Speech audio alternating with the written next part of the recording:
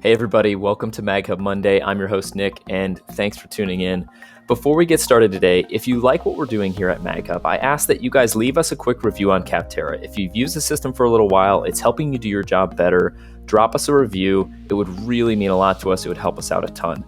For our content today, we are talking about the 2020 January update. All right, what that means for you as a salesperson, how to leverage new features that we added. A lot of the features that we put in this release are actually really kind of small changes that are going to make a big difference for you. So there are some features that we can use in the forecast detail, service line item cloning, and then also the proposal sections, which are going to help speed up your workflow inside the system. So without further ado, let's go ahead and get started. So we're talking about three things today. The first is going to be that forecast detail report change. So I'm going to go to my quick links, favorite reports. I've already saved this one, forecast detail. If you're not managing your pipeline in MagHub, you should. All right, so I'm going to hit get report. This is going to show me, actually, just so you guys know, I did a video on this either last week or 2 weeks ago that talks about forecasting. I'll put the link in this one so you can see it. This is my forecast detail report. Tells me what opportunities I'm working on, what opportunities my team might be working on. There are lots of ways that you can filter this to get the information that you need, but we added this little trash can icon next to the opportunities that you own. So right from here, you can clean up that pipeline if opportunities go silent, things get stale, customer says no, right? We can delete those out of the pipeline just by clicking here. Are you sure you want to proceed? Hit OK. It goes away. All right, next thing that we're going to talk about is a cloning of a service item. So when I go to my customer, Lily in August, I sold them something a while ago that they want to reorder. So maybe it was a direct mail piece. Maybe it was, I don't know, graphic design, logo creation, something like that. So when I open this up, their previous order, I can see print ads, digital ads, services, all pretty basic. But when I go to clone a service now, it's going to give me the option to change the billing due date and event date that more likely fit what I'm looking for. So hit clone, and it's going to update those going forward for that service item. Okay, so here's that new one. Notice I changed the date, the event date to 1/31. Okay, simple as that. The next thing that we added was the ability to create proposal sections that are saved. So when I go to my settings over here, and I'm going to click on templates. Templates allows me to edit this. Now this is for the administrators, so pay attention admins. Go to proposal. These are templates for the proposals themselves, like an entire 5-6 section proposal. But if you want the reps to have the ability to just ad hoc add sections, this is what you're looking for. So you can create as many sections as you'd like. Here's one I already created. Advertising terms and conditions, pretty straightforward. But the team now can append this to the end or at any point in time in the proposal itself. So you can edit, just so you can see here.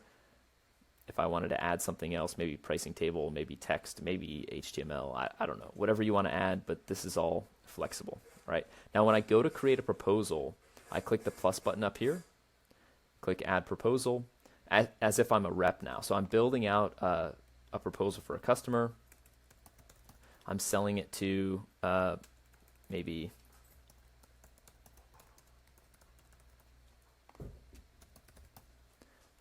Indian River Medical Center. They're an advertiser of mine.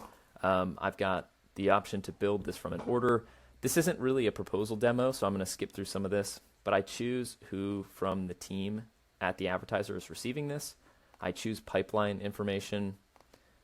This is all, again, custom to your guys' site. Continue to pricing. And then I get to put in my service or ad items. So I'm going to, again, just jump through this really fast. So pretty basic, adding pricing table, choosing my ad sizes, putting in my custom fields, and then here we go. Okay, so continuing through the layout, I've got now my basis for my proposal. Now I can build the entire thing from a template, which is what I already showed, but more likely I'm going to just build this out as I see fit. And so having these saved sections is really important, so the team can just plug and play all the saved sections that they need. If I want to build out new custom sections, I can do that. Maybe this is a pricing table, and I drag the pricing table element into this, label it pricing, and then when I show you what this looks like, you'll see the pricing there. Choose from save sections. This is the save section that I showed. Advertising terms and conditions makes it really easy to plug and play content into these proposals. Once I think I have this all ready to go, I'm going to continue to the billing side, and any other fields I would like to add. More likely you're just going to skip through this. And then here's a preview of the proposal. Now when I send this to the customer, they're going to get an email that they can view. They're also going to get the option to view this in their client center. And then when they do, you're going to get analytics back. So just so you see this custom page here, or custom section here, I should say.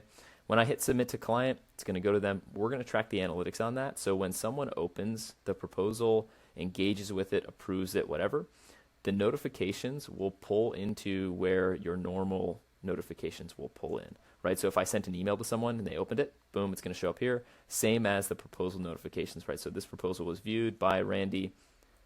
It's called the Great Proposal, right?